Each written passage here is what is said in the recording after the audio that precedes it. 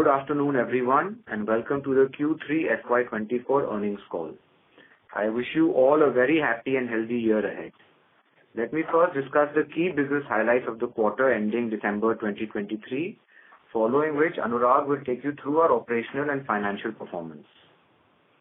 During the quarter, the global market saw muted demand, pricing pressures, and destocking, coupled with geopolitical issues such as the one unfolding in the Red Sea.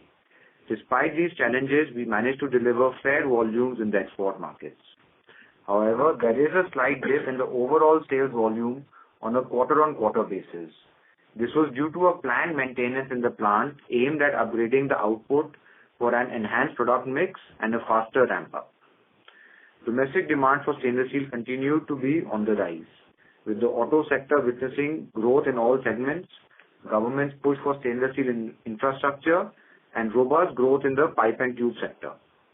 Thus, domestic market is expected to witness overall healthy growth, and with our agility to switch volumes between domestic and export markets, we are poised to deliver good sales volume in Q4 FY24. This is despite exports expecting to be subdued. I would also like to discuss the successful acquisition of Raviraj Vinimay Private Limited on an ongoing basis at the cost of INR 96 crore.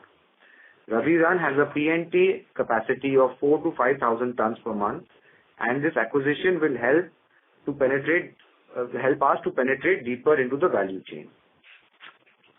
Further, I am happy to share we have started production in Rathi Super Steel.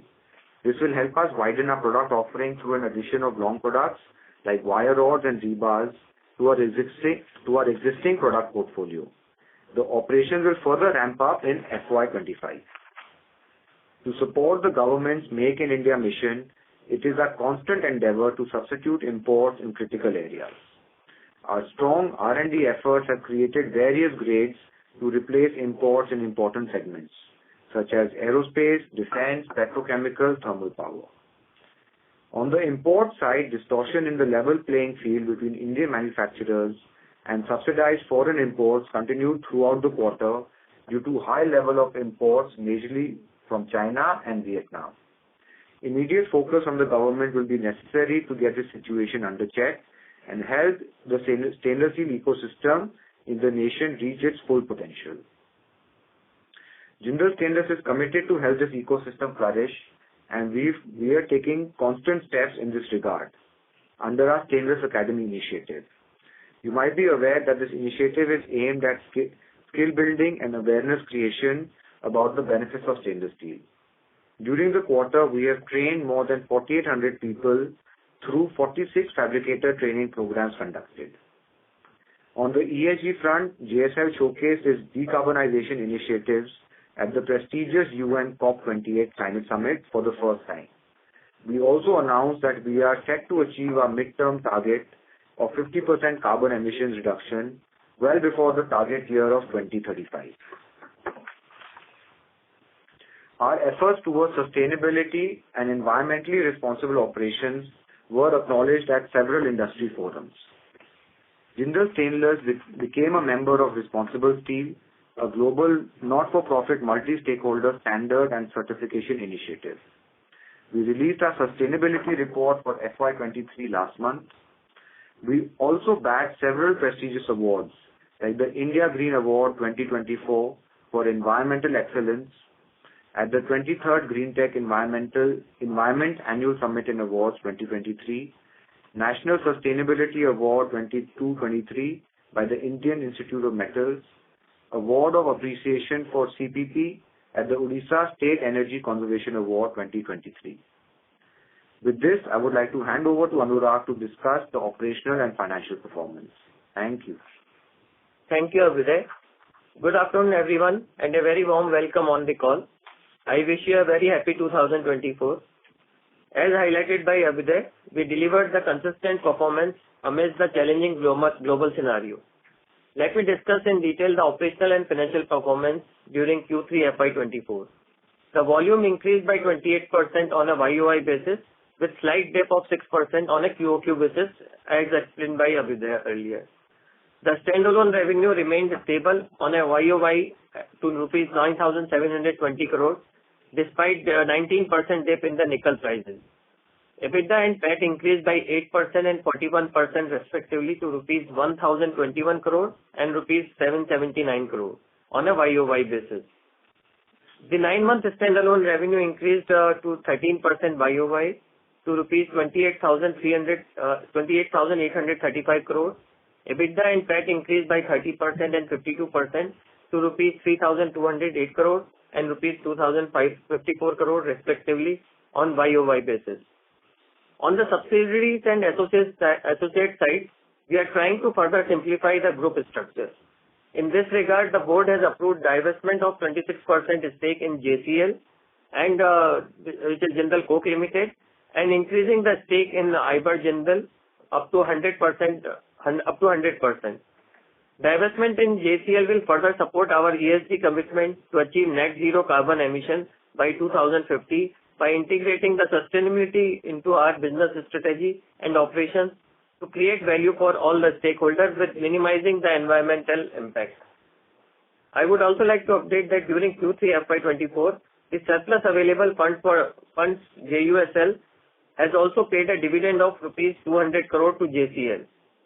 I am happy to share that all the 3 credit rating agencies, CRISIL, India Rating and CARE, have revised the JSL credit rating to AA stable from AA-. This change reflects our prudent capital allocation strategy for strong business management.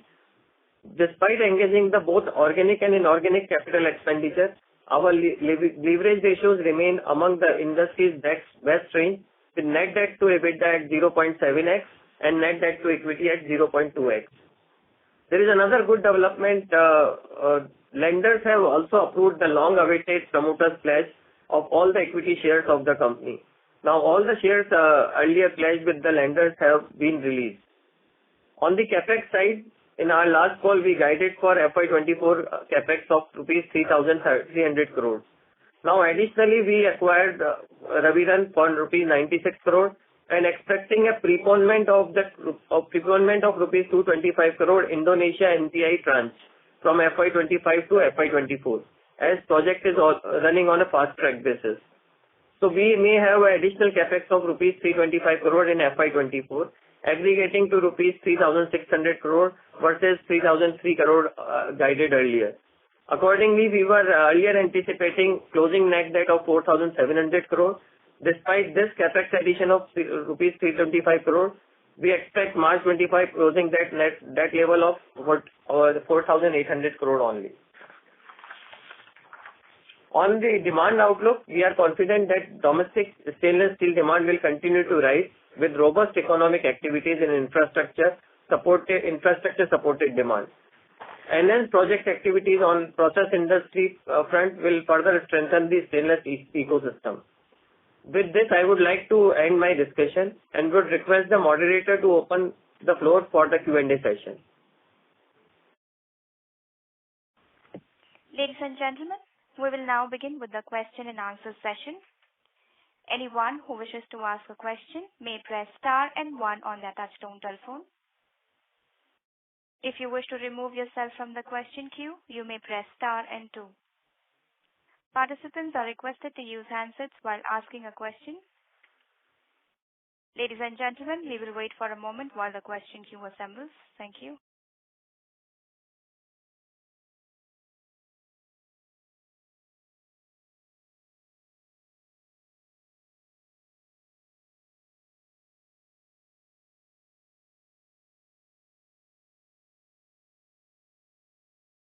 We take the first question from the line of Amit Dixit from ICICI Securities. Please go ahead, sir. Yeah, hi. Good afternoon, everyone, and thanks for the opportunity. Congratulations for a good set of numbers. I have a couple of questions. The first one essentially relates to the loan that we have extended to NPI of around 384 crores. So just wanted to understand the genesis behind it and the key attributes of this loan, when it will be returned, and what is the interest rate, etc. That is the first question. Okay, so shall we answer question by question? You want to ask all the questions? Okay, let me answer first question. Sure. Okay. So, this 384 crore loans, if you recall, the NPA total investment was $158 million, and there was a tranches. So we have right now kept the flexibility of sending the money. It's been right now sent partial loans. This amount has been sent as infused in a Singapore entity as a debt, but we have a right to convert into equity later stage. So we will see the best tax efficient capital structure at appropriate time and then accordingly decide. But right now, this investment has been done through a combination of debt and equity. No, It's basically shareholder debt. No, not external debt. Okay. So just wanted to understand because, we have already, I would say, paid whatever was due this year. So what was the need of extending this additional loan? No. So this is part of that. There is no additional loan. It is part of the same consideration of $158 million. Let me tell you that. The total outflow on this project till now has happened close to $121 million, which is around 1,000 crore of amount, and balance amount is still due. So the balance amount is due, which I am paying as I told in my opening remark. Out of that, we are expecting 26 million may get preponed because the project is on fast track. It may get completed much earlier than what we were anticipating. Because these are milestone-based plans, we may have to send another $26 million before March. But this is all within this $121 million, which is a combination of this loan, as well as the money sent as equity. Okay. The second question is regarding the couple of, more earning drivers, that is Rathi Super Steel and Ravidan. What kind of ramp-up should we expect on both of these operations? And what would be the ballpark EBITDA per ton that we could expect for maybe FY25?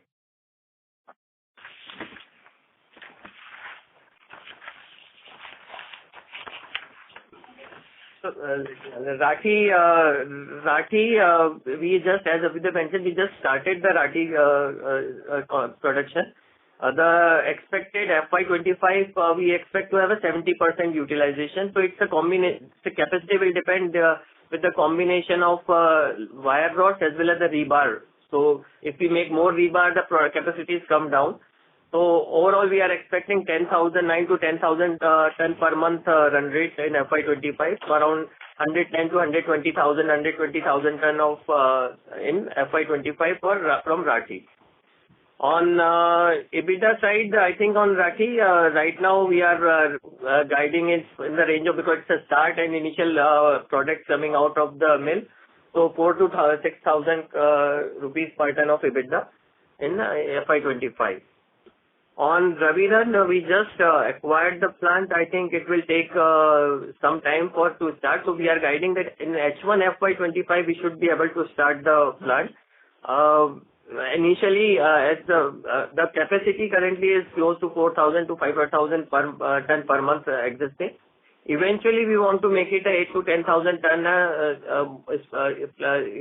pipe and tube facility, with the combination of decorative as well as industrial tube. So we'll have to increase the capacity and also put up the functionality and some equipment for make it an industrial tube. So initial volumes, I think for FY25, the volume may not be high because we will be starting the operations in H125. Out of this current plant, we will start with say 1,000 to 1,500 per month to start with. Okay, but that's very elaborate. Any additional capex that we expect on both of these plants in FY25? Ravidan approximate 75 crore capex to start the unit as well as to put up some of these decorative and industrial facilities. So these are initial capex. It could go further up, but FY25 we are expecting next 9 to 12 months we are expecting around 75 crore to invest to start the facility. Rathi, we guided earlier up to close to 150 crore of the capex which is there. Also, out of which some has happened, I think in next year maybe around 75 to 100 crore capex will happen. Okay, great. That's it. Thank you and all the best. Thank you, Amit. Thank you, sir. We take the next question from the line of Bhavin Rupani from Investec. Please go ahead, sir.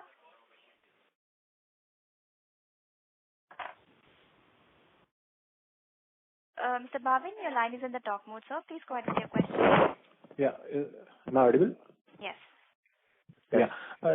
So I just wanted to understand the significance of Spain operations and also wanted to understand the reason for increase in stake, if it's just even though it's just a loss-making entity as of now. So, Bhavin, just, loss-making has only been because of the temporary situation in the last 1.5 years, actually. 1.5 to 2 years, because that's a service center that we have in Europe, and it has been in the history before that been doing very well for us. And even in the future, we see very good demand. It is just because of the subdued demand that is there in Europe at the moment is why our Spain service center has been at loss. But definitely the European market will rebound, and when it does, we're very confident again IBER should start performing better. And in FY22 itself, we did a EBITDA of almost 109 crores and a PAT of 80 crores. So it is only because of the market conditions in Europe why we're not able to perform. Otherwise, we're very bullish, and that is why we're also willing to buy back our partner stake in the company. So it's only a temporary phenomenon. As soon as European market rebounds, you will see IBER performing very well as well. All right, got it, sir. And the second question is related to Jindal Coke. We intend to divest 26% stake. So can you provide us with the indicative valuations for it, and what is the current debt and EBITDA run rate? So, I think basically the board has just approved it yesterday for us to explore the options of this. So I think it's a bit early to say on the valuation side that right now. On EBITDA side, last quarter they did a EBITDA of 56 crore of EBITDA, and the debt in the entity is close to 450 crores. But net debt is 3. Net debt is around 300 crores. Okay.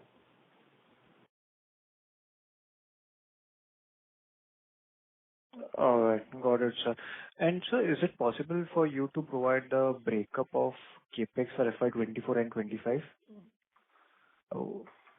25, I think it's a bit early, as we say, because we'll have to plan right now. I can tell you the typically maintenance and sustenance capex of annual 500 to 600 crore what we get, so that will be there in FY25.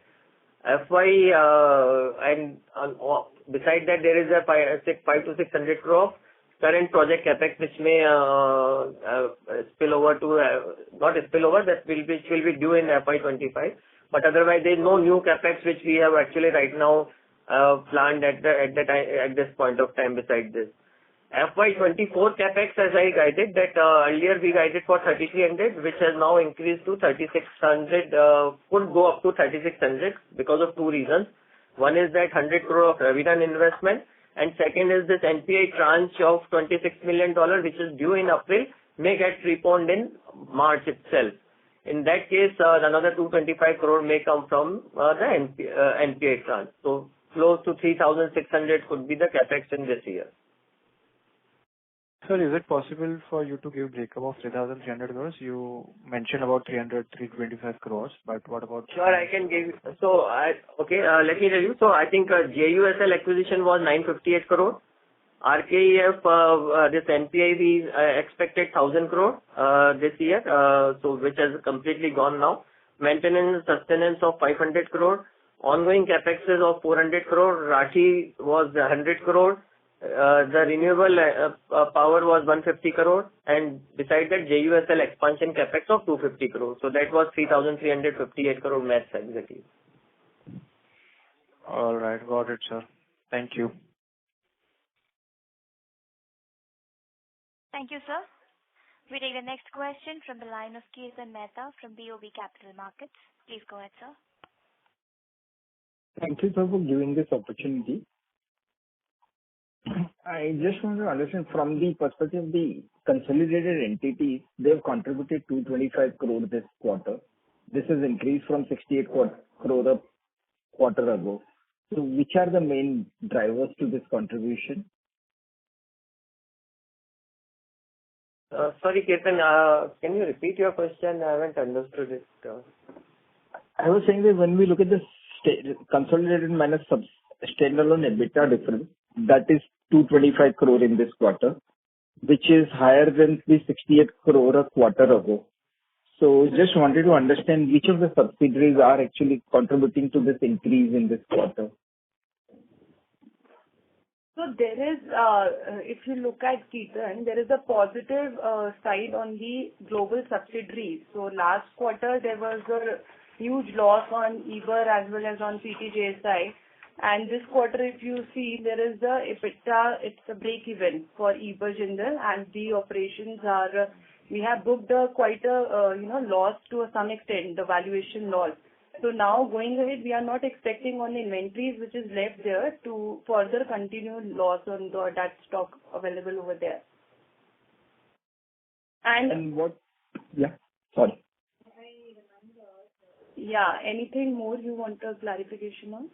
In terms of sort of ongoing run rate for the operations outside standalone, what should be the ongoing run rate for those businesses?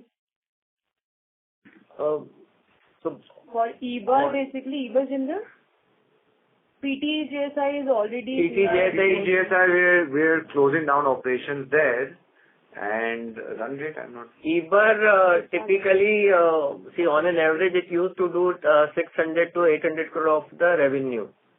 600, 700 crore revenue. So basically, 6 to 8 million euros. Hopefully that should be the practice, but I think maybe it may take another quarter for them to come back to those type of profitability zone, because we still have most of the stock. So if you see last quarter, at least that gets neutralized. There is no loss in last quarter on a net basis. Maybe we still have some inventory left of 5,000 ton in that entity, which may have some losses incur, and that right now European markets are still weak. But I think next year onwards, I think FY25 beginning onwards, we should start seeing that in a good positive development, as Abhyuday mentioned. Sure, sir. Just one more question in terms of the acquisition into the pipe and tube team. This is basically appears to be a forward integration. We have previously maintained the position that we wouldn't want to sort of get into the space of our customers. So is there any change in the sort of a direction? So there is a very large market for pipe and tube in our country, and what we keep seeing is that when substandard material is getting utilized left, right and center, then there has to be some stability, some kind of ask. So there, from a lot of fronts, we're getting asked that a good quality player is required to stabilize the market. This opportunity came in front of us. We felt that we were the best company in place to take this up, utilize the facility, and give the best in-class product in the market. So with that strategy, why we entered, and it is not going to be that we're going to eat into our customers' market. We have a clear-cut strategy. We will continue to support our customers who are in the pipe and tube sector. There is enough growth coming in our country all across. There is only going to be push towards infrastructure, airports, railways. So there is enough demand if that's going to come. And with our good quality, we would like to showcase that to India and to the world. So with that strategy is why we went ahead with this acquisition. Right, sir. And in terms of sort of, if we look forward to next 5 years or so, how do we like this segment to develop from here? PNT segment in next 5 years. In the next 5 years, see, it's definitely going to grow at a CAGR of almost 10 to 12%. With the infrastructure push that is coming in, so there is good and enough space for players like Jindal and for other new entrants to come in. So I would say in all sectors in stainless steel that we are operating in, I see a good growth of close to 10% in each segment. Right. My question was more from the perspective for the pipe and tube segment. Once we have sort of the we have got into the position, would we be growing the capacity at this base and sort of trying to sort of enlarge our market share in the segment as well? Does the company have the opportunity to offer us the brownfield expansion at this site?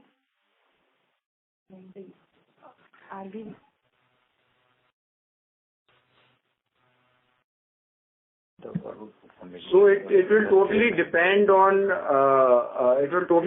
a lot of factors. First, we would like to reach to the 100% rated capacity this plant has. Then we will take a call depending on the market growth requirement, whether we want to further enhance and expand. So first priority is to get this plant 100% utilized. Then only we will plan for future expansion. Thank you. Thank you. Thank you. Before we take the next question, a reminder to all the participants, anyone who wishes to ask a question may press star and one on their touchtone telephone. The next question is from the line of Ritwik Seth from One Up Financial. Please go ahead, sir. Yeah. Hi, good evening, sir. Sir, a few questions from my end. So first of all, on the rubber acquisition, is it fair to understand that this 4,000, 5,000 tons of pipe and tube, the raw material will be supplied from our plant only? Yes, 100%. There's definitely no one else's material we will use. Right. So basically, we can get another 50,000 tons of volume from selling it to our subsidiary only for next year, probably. Yes. Right. And then you mentioned that you're looking to expand to 8 to 10,000 tons. From next year, you should not take it from next year, but because it's a journey, but yes, eventually we can reach that. Right. Sure. So you mentioned 8 to 10,000 tons you target over the medium term. So any timelines and what kind of CapEx would be required to double this pipe and tube capacity? So Ritwik, I just answered first, because there's already a rated capacity of close to 4,000 to 5,000 tons. First, we would like to achieve that. This plant was closed for 3 years, and by the time we start and everything, so first we want to reach 100% capacity utilization, which we should be doing in about 2 years' time. Then we will look at further expansion if required. There's enough land available there for us to expand, so then we can look at that. Okay, great. And so how is the ramp up for the brownfield expansion which we completed 6 months ago? So that ramp up is progressing well already. That is one of the reasons why we took a minor shutdown in Q3 to enhance the productivity, product mix of our new expansion. So it's coming on track, and we should see good volumes coming from there in Q4. Okay. And what would be the utilization for the currently for the new brownfield for the 1 million ton? Volume increase we are seeing in FY24 of 22 to 20% we can say, and a similar expectation is for next year, that we should see another 25% volume growth. 20%. Okay, right. And sir, my last question, similar to the previous participant, but you had mentioned in the last call that we plan to give an update for further brownfield expansion from 3 million to 4 million tons. You're absolutely right. I did mention that, and we are, because of these few other acquisitions that have come up right now, we are still working on our plans. I would really like to give a very concrete plan to all our investors and not overcommit or undercommit something. So we're still working on it. Just give us a little more time. I know I did commit, and I'm also pushing ourselves internally to come out clearly, but I don't want to overcommit, something when I'm not confident myself. So it might take us another few months, but there's full work is happening internally on that. So just give us a little more time for this. Sure. Absolutely, point taken. Okay, sir. That's it from my side. Thank you. Thank you.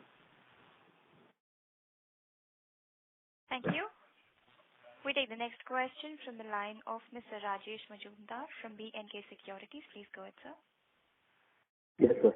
So I had a couple of questions. The first on the MPA facility, we have seen that nickel prices are now literally back to 16,000, and there is a lot of talk on how much capacity Indonesia is putting up in nickel over the next 1 or 2 years. So in the light of that, I want to know the viability of the facility even at $16,000 nickel, and what is your steady state outlook for nickel prices?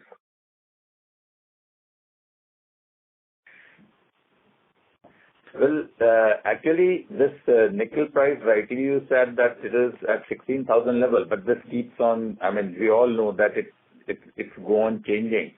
We had estimated that the payback for this capacity would be around 4 years and 3 to 4 years, and we still believe that once because the way the markets are moving, eventually, we still believe that we should be able to reach it. So at $16,000, are we still viable in the project? That was my question, sir. Yes, project is still viable. Definitely the kind of margin that was there at when nickel was 20 to 21 has reduced. But because nickel being such a volatile raw material, and right now the whole Europe and China is there is subdued demand and they're not operating at 100% capacity. So when the metal economy, stainless steel economy rebounds, nickel will also rebound, price will pick up. That time the viability will again be higher. So even at 16,000, absolutely it is viable. There is no problem at all. But because of the volatility, we are still quite confident that within our 4 years that we committed, the payback should be achieved. Thank you, sir. Thank you. That was my question. Thank you.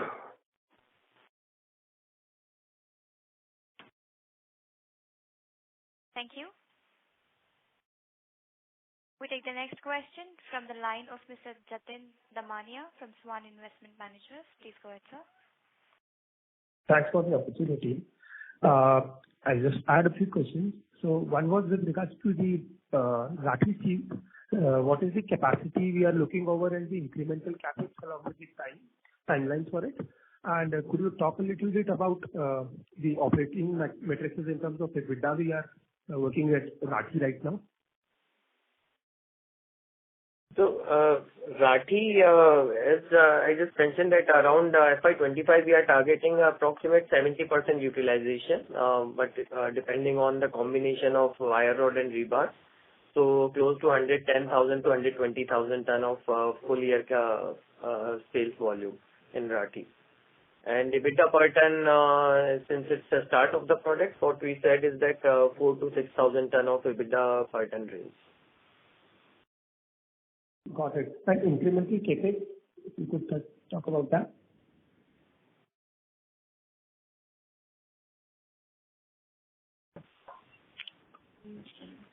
Incremental capex incremental capex, as we said, that Rathi, what we mentioned was around 100 to 150 crore of the capex we envisage, which is ongoing right now. Some of the has already been incurred, so we are in the journey of that.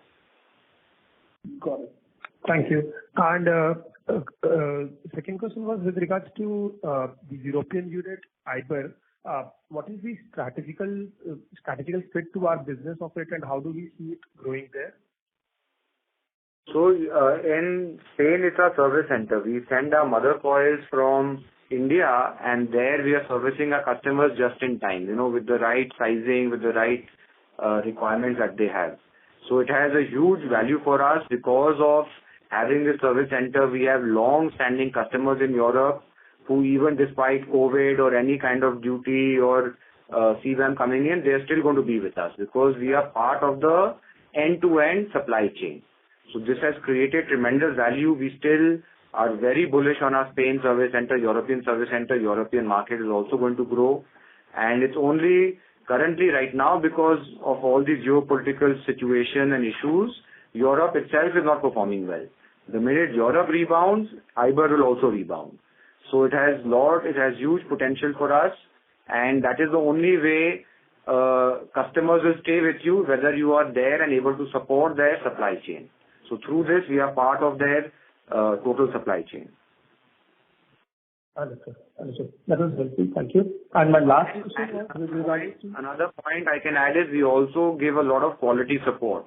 So that is one major difference between Jindal Stainless and most stainless steel majors in the world that we have very strong after-sales service and quality support. So we have strong quality people, technical people sitting in our service center. The minute there is any requirement, they travel within a week to 10 days, and they're there across Europe. So that's another additional benefit we are able to give our customers. Yeah, your second question? Yeah. This was with regards to JUSL, the United Steel Limited entity. How much volumes are being used for a captive in JSL and third party? And also with regards to, if you give some clarification with regards to the EBITDA sales.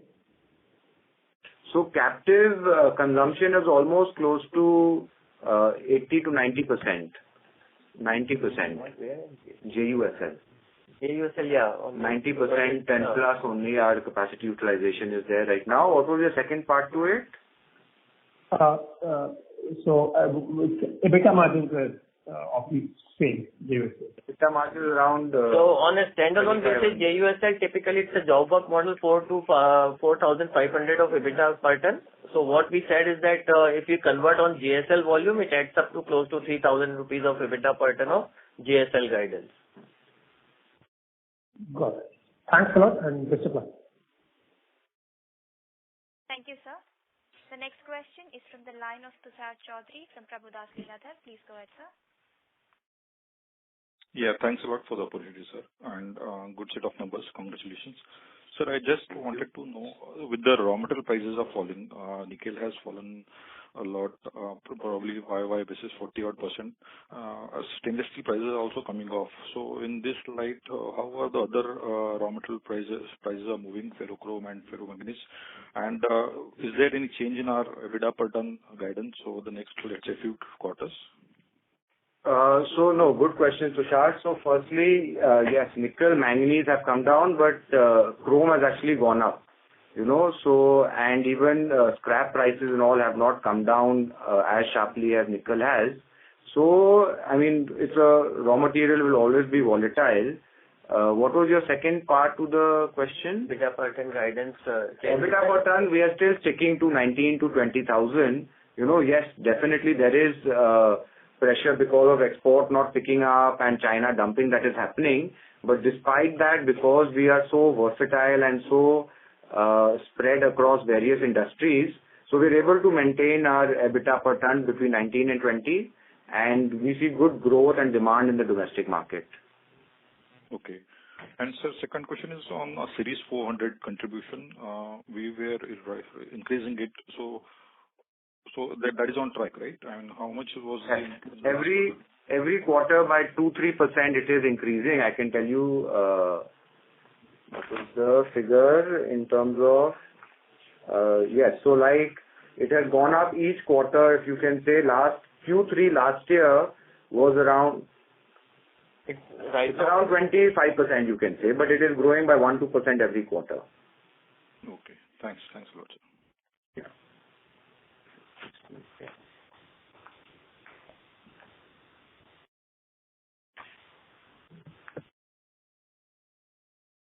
Thank you. The next question is from the line of Janvi Dodai from Equitas Investments. Please go ahead. Hi, sir. Nishit here from Equitas Investments. Thank you for this opportunity. Sir, I have two questions. First one is, in your press release, you mentioned that there is sharp increase in dumping of 300 series by 73% from China and Vietnam. Can you share the quantum in metric tons? And second, what are we doing to protect our domestic market share? So number, do we have that number?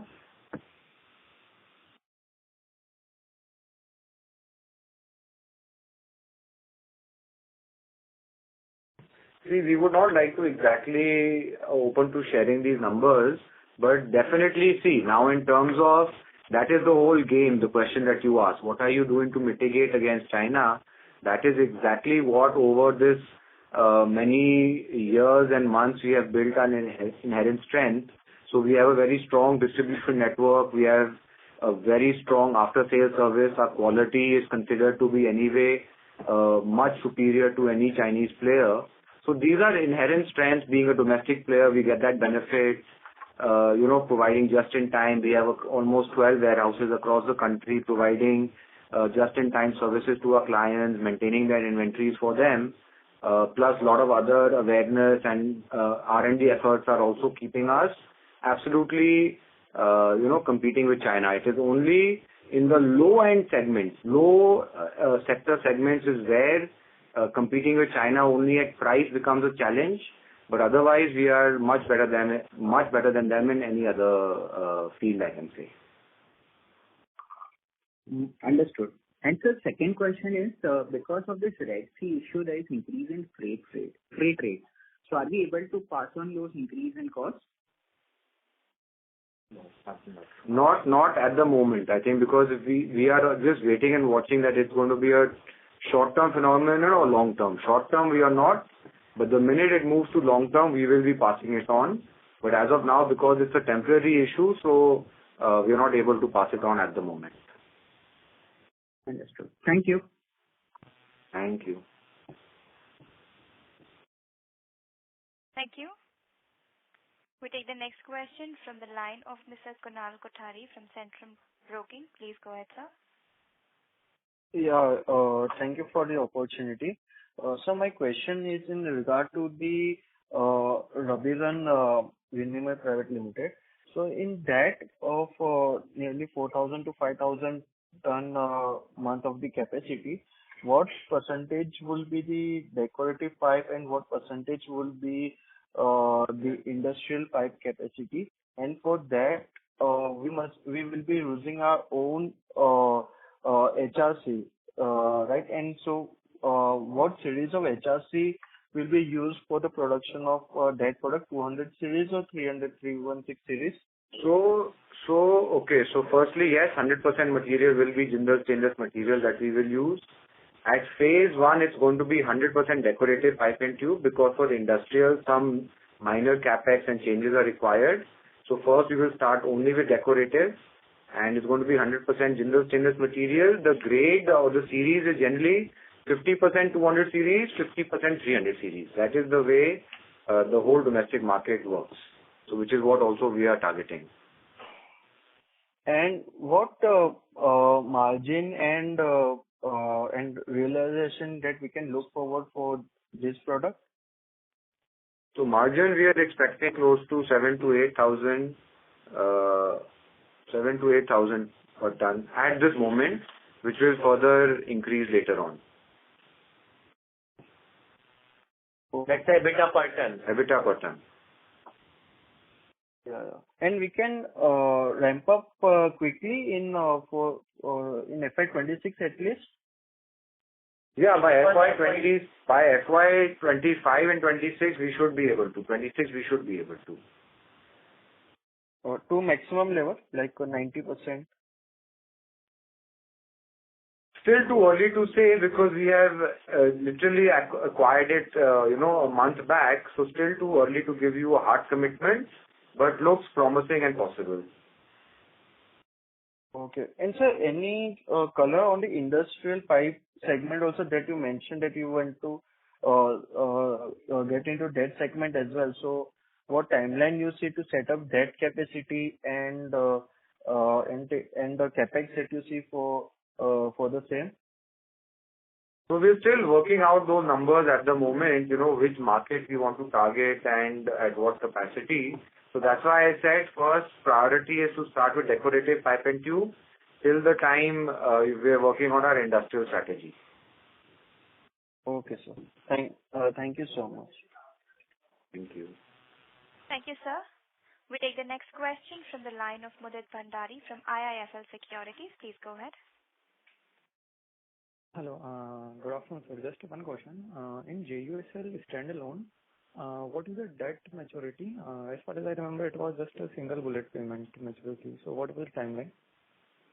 No, it's not a single bullet payment in JUSL. It's close to a door-to-door maturity of 16 years with average tenor of close to 10 years, 10 to 10 and a half, 11 years.